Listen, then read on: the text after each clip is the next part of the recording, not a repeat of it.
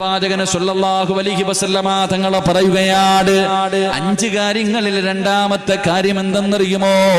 നമ്മുടെ ജീവിതത്തിൽ വേണ്ട രണ്ടാമത്തെ കാര്യം അല്ലാഹുവിന്റെ ഖുർആൻ പറയുകയാണ്. അല്ലാഹുവിന്റെ ഖുർആൻ പറയുകയാ, എന്റെ പ്രിയമുള്ള സഹോദരങ്ങളെ, രണ്ടാമത്തെ കാര്യം എന്തെന്നറിയുമോ?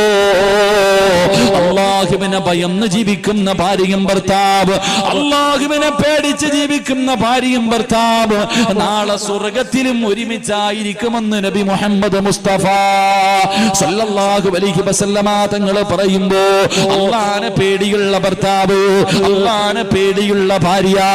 ഏത് ഭർത്താവിനാണ് അല്ലാഹുവിനെ പേടിയുള്ളത്? ഏത് ഭർത്താവിനാണ് അല്ലാഹുവിനെ പേടിയുള്ളത്? ഏത് പെണ്ണിനാണ് അല്ലാഹുവിനെ പേടിയുള്ളത്? പടച്ചവനെ പേടിയുണ്ടായിരുന്നെങ്കിൽ ഇങ്ങനെ നടക്കില്ലായിരുന്നല്ലോ, ഇങ്ങനെ ജീവിക്കില്ലായിരുന്നല്ലോ. എന്റെ പ്രിയമുള്ളവരെ, ഭാര്യക്കും ഭർത്താവിനും പടച്ചറപ്പിനെ പേടിയില്ല. അല്ലാഹുവിനെ പേടിയില്ലാത്ത ജീവിതമുണ്ടല്ലോ, അല്ലാഹുവിനെ പേടിയില്ലാത്ത കുടുംബമുണ്ടല്ലോ. ആ കുടുംബത്തിൽ ഒരിക്കലും സമാധാനമില്ല, ഒരിക്കലും സന്തോഷമില്ല. എന്റെ പ്രിയമുള്ളവരെ, പടച്ചറപ്പിനെ പേടിച്ച് ജീവിക്കുന്ന പെണ്ണുണ്ടല്ലോ, അല്ലാഹുവേ, എന്റെ പ്രിയപ്പെട്ട പെങ്ങള്, പടച്ചറപ്പിനെ പേടിച്ച് ജീവിക്കു പൊന്നുമോള്, നല്ലപോലെ വസ്ത്രം ധരിക്കു പൊന്നുമോള്.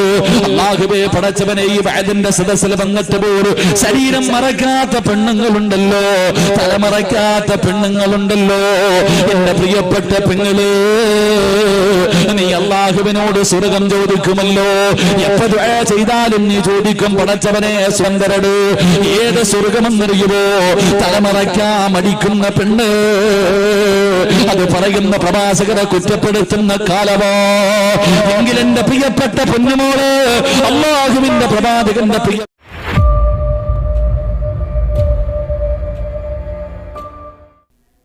അസ്സലാമു അലൈക്കും വറഹ്മത്തുള്ളാഹി. പ്രിയമുള്ള സഹോദരന്മാരെ,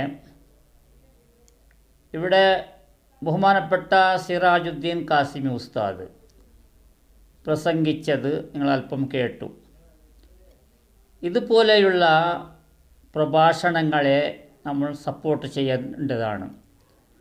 അള്ളാഹുവിനെ പേടിച്ച് അള്ളാഹുവിനെ ഇബാദത്തെടുത്ത് അള്ളാഹുവിലേക്ക് മാത്രം അടുക്കുന്ന രീതിയിലുള്ള പ്രഭാഷണങ്ങളെ നമ്മൾ പ്രോത്സാഹിപ്പിച്ചില്ലെങ്കിൽ പിന്നെന്താണ് നമ്മൾ ചെയ്യുന്നത്?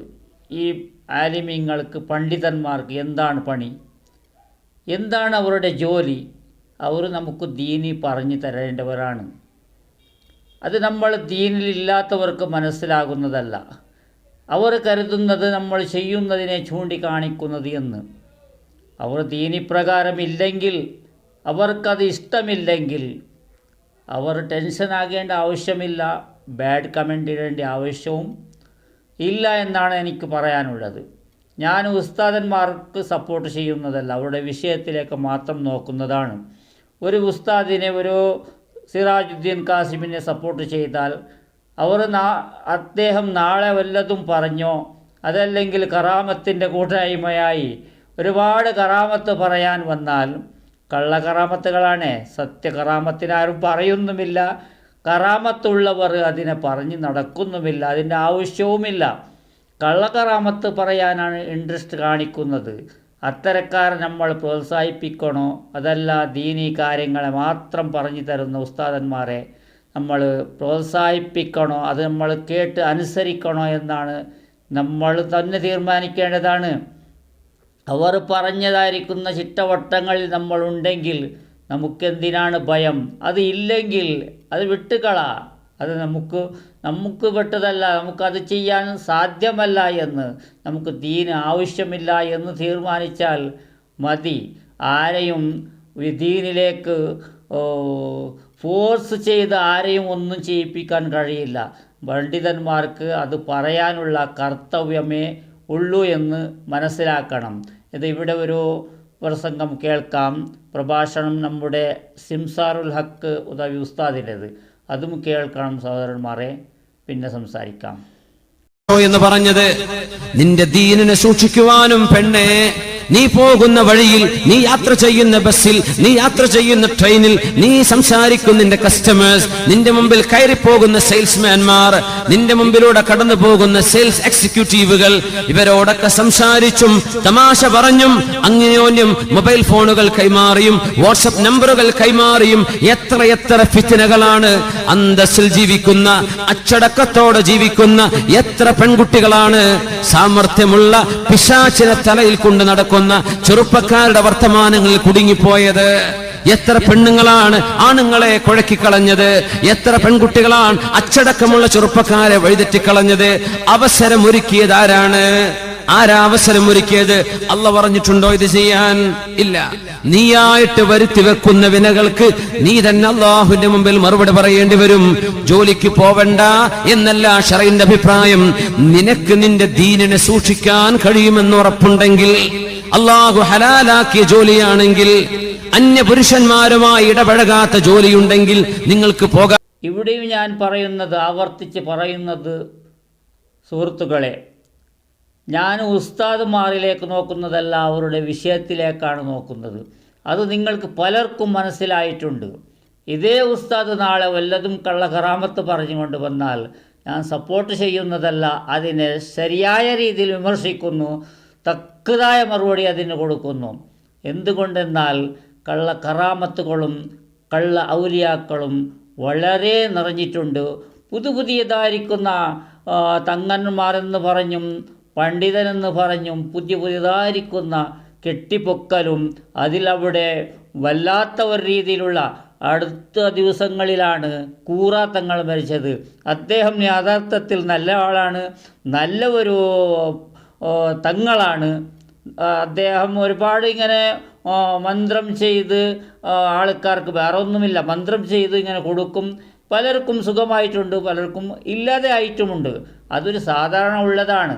അതിൻ്റെ കാര്യത്തിൽ അത്ര ചെയ്തതിൻ്റെ പേരിൽ ഇവർ തങ്ങളാണ്, ഉള്ളാൾ തങ്ങളുടെ മകനാണ് എന്നുള്ള ഒരു കാര്യത്തിൽ അദ്ദേഹത്തിന് ഔലിയാക്കി കഴിഞ്ഞു. ഇത് എല്ലാവർക്കും സർവസമ്മതമായിരിക്കുന്ന കാര്യമല്ല. അദ്ദേഹം ഒരു പാവമനുഷ്യനാണ്, നല്ല ഒരു തങ്ങളാണ്. അദ്ദേഹത്തിനെ എല്ലാവരും വിമർശിക്കുന്ന രീതിയിൽ, കുറ്റപ്പെടുത്തുന്ന രീതിയിലേക്ക് എത്തിച്ചത് ഈ ഒരു വിഭാഗത്തിൻ്റെ പണ്ഡിതന്മാരാണ്, ഒരു വിഭാഗത്തിൻ്റെ ഉസ്താദന്മാരാണ്. അതുകൊണ്ട് ദീനിൻ്റെ കാര്യം പറയുന്നവരെ നമ്മൾ പ്രോത്സാഹിപ്പിക്കണം. ഞാനിവിടെ പേര് പറഞ്ഞ് ഇവിടെ സിംസാറുൽ ഹക്കിനെ പ്രോത്സാഹിപ്പിക്കണമെന്നോ, സിംസാറുൽ ഹക്ക് ഉസ്താദിനെ പ്രോത്സാഹിപ്പിക്കണമെന്നോ, അദ്ദേഹത്തിന് സപ്പോർട്ട് ചെയ്യണമെന്നോ ഒരിക്കലും ഞാൻ പറയില്ല. അദ്ദേഹം നാളെ വേറെ എന്തെങ്കിലും പറഞ്ഞാൽ നമുക്ക് ഉൾക്കൊള്ളാനാകാത്തത്, അതല്ലെങ്കിൽ കള്ളകറാമത്തുകൾ, അത്തരം കാര്യങ്ങൾ പറഞ്ഞാൽ നമ്മൾ തീർച്ചയായും അതിനെ വിമർശിക്കും. ഇവിടെ സിംസാറുൽ ഹക്കിൻ്റെ വാക്കുകൾ നല്ലതായിരിക്കുന്ന രീതിയിലുള്ള വാക്കുകളാണ്. അദ്ദേഹത്തിൻ്റെ പ്രസംഗം ഞാൻ ഫുള്ളായി കേട്ടു. അതിൽ ഒരു കാര്യവും അദ്ദേഹത്തിന് ബാഡ് കമൻ്റ് ഇടേണ്ടതായിരിക്കുന്ന ഒരു ആവശ്യവുമില്ല. ഇവിടെ ഒരുപാട് പുരുഷന്മാരും ഒരുപാട് കൂടുതൽ സ്ത്രീകളും ബാഡ് കമൻറ്റുകളാണ് ഇതിനിട്ടുള്ളത്. അതാണ് എനിക്ക് ആവർത്തിച്ച് പറയാനുള്ളത്. ദീനിൽ ഉള്ളവർക്കാണ് ഈ പ്രഭാഷണം. നമ്മൾ മുസ്ലിമീങ്ങളാണ്, അത് മനസ്സിലാക്കണം. മുസ്ലിമീങ്ങളാകുമ്പോൾ പേരിന് മാത്രം മുസ്ലിമല്ല, ഇസ്ലാം പറഞ്ഞ എല്ലാ കാര്യങ്ങളും നമ്മൾ ചെയ്യാൻ തയ്യാറായിട്ട് വേണം. ഖുർആൻ എന്താണ് പറയുന്നത്, അള്ളാഹു സുബ്ഹാനഹു വ തആല ഖുർആനിലൂടെ എന്താണ് നമുക്ക് പറഞ്ഞു തന്നിട്ടുള്ളത്, അതുപോലെ നബി സല്ലല്ലാഹു അലൈഹി വസല്ലമ തങ്ങളിൽ നിന്ന് വരുന്നതായിരിക്കുന്ന ഹദീസുകൾ, അതെല്ലാം നമ്മൾ അതിനെ നമുക്ക് ഉൾക്കൊള്ളാൻ കഴിയുന്നില്ലെങ്കിൽ നമ്മൾ എന്താണ് മുസ്ലിം? അത്തരക്കാർ ആ രീതിയിലുള്ള ഇത്തരത്തിരിക്കുന്ന ഈ വിമർശനം ചെയ്യണമെങ്കിൽ അത് നിങ്ങൾ ഇതിലേക്ക് പെട്ടവർ അല്ല എന്നാണ് തോന്നുന്നത്. ഇതിലേക്ക് പെട്ടവർ അല്ലെങ്കിൽ, നിങ്ങൾ മുസ്ലിമീങ്ങൾ അല്ലെങ്കിൽ, നിങ്ങൾ പേരിന് മാത്രം മുസ്ലിം ആണെങ്കിൽ, ഈ പ്രസംഗം നിങ്ങൾ കേൾക്കാൻ കഴിയാത്ത വിധമാണെങ്കിൽ, നിങ്ങൾക്ക് അനുസരിക്കാൻ കഴിയാത്ത വിധമാണെങ്കിൽ നിങ്ങൾ കമൻ്റ് ഇടേണ്ട ആവശ്യമില്ല. നിങ്ങൾ ഈ ചെവിയിലെ കേൾക്കേണ്ട ആവശ്യമില്ല. കേട്ടാലും ഈ ചെവിയിലെ കൂടി കേട്ട് അപ്പുറത്ത് ചെവിയിലെ കൂടി വിടലാണല്ലോ നല്ലത്. ഉസ്താദിന് കുറ്റം പറയേണ്ട കാര്യമുണ്ടോ? അവിടെ കുറ്റം പറയേണ്ട കാര്യമോ ഒന്നും പറയുന്നില്ല. ഉസ്താദ് പറയുന്നത് സ്ത്രീകൾ കച്ചവടം ചെയ്യുന്നതിനെ പറ്റിയാണ്. കച്ചവടം ചെയ്യുന്നത് മാത്രമല്ല, പുറത്തു പോകുന്നത്, പുറത്തു പോകാൻ പാടില്ല എന്നല്ല, അതിൻ്റെ അച്ചടക്കത്തോടുകൂടെ ദീനിൻ്റെ ചിട്ടയോടെ ചെയ്യുന്നെങ്കിൽ നിങ്ങൾ ബിസിനസ് ചെയ്യാം, എന്ത് വേണമെങ്കിലും ചെയ്യാം, ജോലിയോ ബിസിനസ്സോ എന്ത് വേണമെങ്കിലും, നിങ്ങൾക്ക് ഒരു ഫാക്ടറി നടത്തുകയോ എന്താണ് നിങ്ങൾ ചെയ്യേണ്ടത്, അത് ദീനിൻ്റെ അച്ചടക്കത്തോടുകൂടെ അതിൻ്റെ നല്ലതായിരിക്കുന്ന ചിട്ടയോടെ ചെയ്യണമെന്നാണ് സിംസാറുകളൊക്കെ പറഞ്ഞതല്ലേ. വേറെന്താണ് ഇതിൽ നിങ്ങൾ കാണാനുള്ളത്? പിന്നെയോ നമ്പർ വാങ്ങിയിട്ടോ ഒരുപാട് സ്ത്രീകൾ പുരുഷന്മാരെ വഷളത്തിലാക്കിയതും അതുപോലെ അങ്ങോട്ടും ഇങ്ങോട്ടും വേണ്ടായ്മ നടത്തിയതും ഇതെല്ലാം യാഥാർത്ഥ്യമാണ്. എത്ര ഒരു മാഗ്നറ്റ് പോലെ മാതാപിതാക്കൾ വിളിച്ചാൽ പോലും തിരിഞ്ഞു നോക്കാതെ വല്ലവൻ്റെ ഒക്കത്തെയും ഇറങ്ങി പോയതെല്ലാം നിങ്ങൾക്കറിയാമല്ലോ. നിങ്ങളല്ല, ആരെങ്കിലും ഒരു സ്ത്രീ പോയിട്ടുണ്ടെങ്കിൽ അതിന് വേണ്ടി ചൂണ്ടിക്കാണിക്കുന്നതാണ് ഇതിൻ്റെ ഈ പ്രസംഗത്തിൻ്റെ ഒരു കാര്യം. അതാണ് നമ്മൾ അതിൽ പെട്ടവരല്ലെങ്കിൽ നമുക്ക് എന്തിനാ ടെൻഷൻ? നമ്മളിത് ഉസ്താദ് പറഞ്ഞ രീതിയിലുണ്ടെങ്കിൽ അതിനാണ് നമ്മൾ ഇട്ടുകൊടുക്കേണ്ടത്. മാഷാ അല്ലാ, ഇൻഷാ അല്ലാ, അള്ളാഹു സുബ്ഹാനഹു വ തആല നിങ്ങൾക്ക് ദീർഘായുസ്സും നല്ല രീതിയിൽ പ്രസംഗിക്കാനും നല്ല ദീനീ കാര്യങ്ങൾ പറഞ്ഞു തരാനും നിങ്ങൾക്ക് ആഫിയത്തും ആരോഗ്യവും അള്ളാഹു സുബ്ഹാനഹു വ തആല തരട്ടെ എന്ന് പ്രാർത്ഥിക്കേണ്ടതല്ലേ. അത്തരക്കാർ അല്ലെങ്കിൽ, നിങ്ങൾക്കത് ഉൾക്കൊള്ളാൻ കഴിയാത്ത ഒരു വിഷയമാണെങ്കിൽ, നിങ്ങളതിന് ഉസ്താദ് പറഞ്ഞതിന് നേരെ തിരിച്ചാണെങ്കിൽ നിങ്ങൾ കമൻ്റ് ചെയ്യേണ്ട ആവശ്യമില്ല, നിങ്ങളത് കേൾക്കണ്ട, അത്രയേ ഉള്ളൂ. നിങ്ങൾ മുസ്ലിം, പേരിന് മാത്രം മുസ്ലിം ആയിരിക്കും. അതുകൊണ്ട് അച്ചടക്കത്തോടെ ജീവിക്കുന്ന മുസ്ലിമീങ്ങളാണെങ്കിൽ ഇത്തരം കാര്യങ്ങൾ, ഇത്തരം പ്രസംഗങ്ങൾ, ഇത്തരം പ്രഭാഷണങ്ങൾ കേൾക്കുമ്പോൾ അത് നമ്മൾ പിന്നെയും ആവർത്തിച്ച് കേൾക്കുന്നത് കൊണ്ട് അതിൽ നമുക്ക് ഫലവുമുണ്ട്. അതല്ലാതെ നമുക്ക് വേറെ എന്തെങ്കിലും തെറ്റ് വ്യത്യാസങ്ങളുണ്ടെങ്കിൽ നല്ല രീതിയിൽ കഴുകി ശുദ്ധിയാക്കിയതുപോലെയാണ് ഇതുപോലെയുള്ള കാര്യങ്ങൾ കേൾക്കൽ. ഡയറക്റ്റായും പ്രഭാഷണം എവിടെയെങ്കിലും പോയി ഉണ്ടെങ്കിൽ കേൾക്കാം, അതല്ലെങ്കിൽ മൊബൈലിൽ കേട്ടാലും നമുക്കതിൽ ഫലമുണ്ട്. നമുക്ക് പഠിക്കാൻ ഒരുപാട് കിട്ടുന്നതാണ്. എന്താണ് ചെയ്യേണ്ടത് എന്ന് ഒരുപാട് കാര്യങ്ങൾ അവർ പറഞ്ഞു തരുന്നു. അതാണ് അവരിൽ നിന്ന് വേണ്ടായ്മയുള്ളതായിരിക്കുന്ന പ്രസംഗങ്ങളോ അതല്ലെങ്കിൽ അവരുടെ ഭാഗത്തു നിന്ന് വരുന്ന വേറെ എന്തെങ്കിലും ഉണ്ടെങ്കിൽ, കമൻറ്റുകൾ ഉണ്ടെങ്കിൽ, അത് നമ്മൾ നല്ല രീതിയിൽ അവർക്ക് ചുട്ടടി കൊടുത്ത പോലെ നമ്മൾ ഉസ്താദന്മാരെന്ന് നോക്കേണ്ടതില്ല. അതിന് നമ്മൾ പ്രതികരിക്കാം. നല്ല കാര്യങ്ങൾ പറയുമ്പോഴും ദീനിയായി വളരാൻ വേണ്ടി അവർ പ്രോത്സാഹിപ്പിക്കുന്ന പ്രഭാഷണം നടത്തുമ്പോൾ നമ്മളവരെ പ്രോത്സാഹിപ്പിച്ചില്ലെങ്കിൽ, നമ്മൾ തെറി പറഞ്ഞാൽ അവർ നമുക്ക് എന്തിനു കൊള്ളാം? ഇവിടെ മതപണ്ഡിതന്മാർ എന്ന് പറഞ്ഞാൽ അവരെ വളർത്താൻ അവർ തന്നെ വളർന്നതല്ല.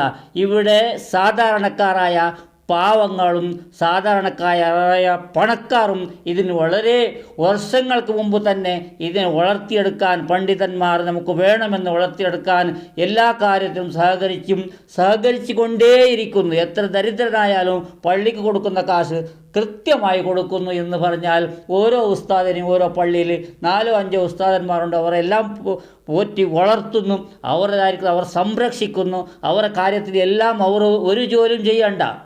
അതുകൊണ്ടാണല്ലോ നമ്മൾ വിമർശിക്കുന്നത്. ഈ ഓൺലൈനിൽ ലാ ഇലാഹ ഇല്ലല്ലാഹ് സ്വലാത്തെല്ലാം പറഞ്ഞ് തല ആട്ടിയും നിങ്ങൾക്ക് അത് ഇവിടെ ഈ മജ്‌ലിസിലേക്ക് ഓൺലൈൻ ചെയ്താൽ ഇതിൽ ഓൺലൈൻ പേ ചെയ്താൽ ഗൂഗിൾ പേയോ അതെല്ലാം ചെയ്താൽ നിങ്ങൾക്ക് ഫലമുണ്ടെന്ന് പറഞ്ഞ് നിങ്ങളെ വിശ്വസിപ്പിച്ച് ചെയ്യുന്നവരെ നിങ്ങൾ പ്രോത്സാഹിപ്പിക്കുന്നില്ല. അത് പാടില്ല. അതാണ് പാടില്ലാത്തത്. ഇത്തരം കാര്യങ്ങൾ, നല്ല കാര്യങ്ങൾ പറഞ്ഞു തരുന്ന, ദീനീ കാര്യങ്ങൾ പറഞ്ഞു തരുന്ന, അള്ളാഹുലേക്ക് അടുപ്പിക്കുന്ന എന്താണ് കാര്യമുള്ളത് അതിനെ നമ്മൾ പ്രോത്സാഹിപ്പിക്കാൻ, ഇതിനെ ആർക്ക് ഉൾക്കൊള്ളാൻ കഴിയുന്നില്ലയോ അത് ആരും നോക്കണ്ട, അതിന് കമൻ്റ് ഇടാനും വരേണ്ട ആവശ്യവുമില്ല എന്നാണ് എനിക്ക് പറയാനുള്ളത്. ഇൻഷാ അല്ലാഹ്. അസ്സലാമു അലൈക്കും വറഹ്മത്തുള്ളാഹി.